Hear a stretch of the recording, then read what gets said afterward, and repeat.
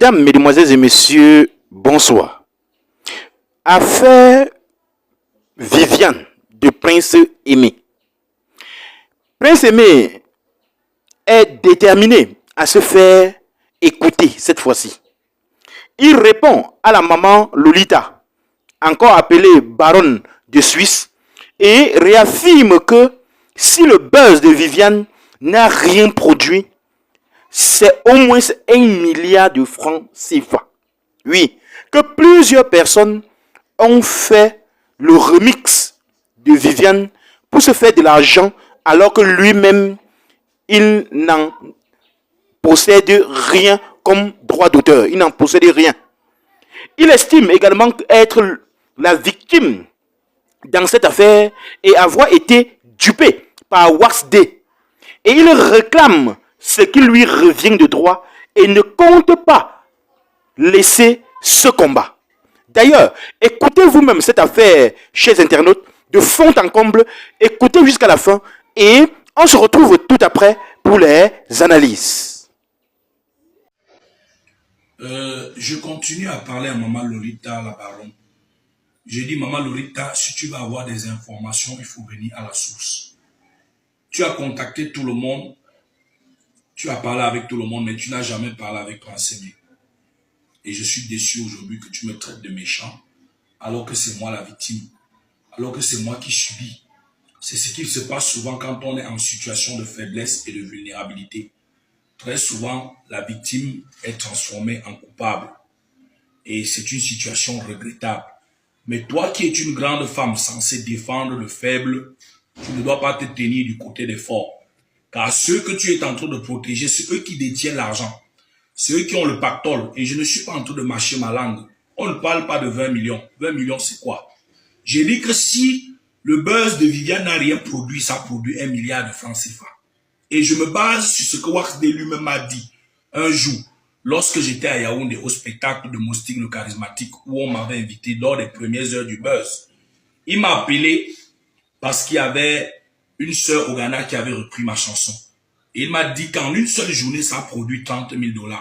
Et il m'a dit, fais attention si c'est toi qui as vendu la chanson parce que cette chanson, si ça ne t'a rien rapporté, c'est au moins 1 milliard de francs CFA.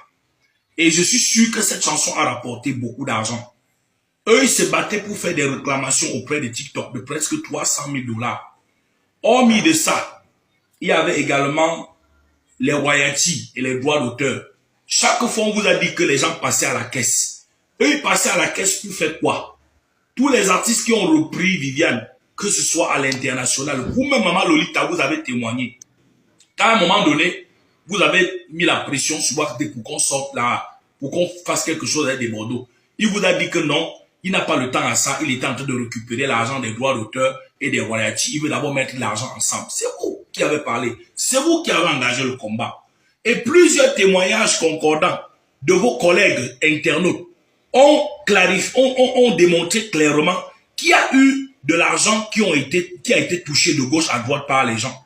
Des pactoles qui a été touché par des personnes.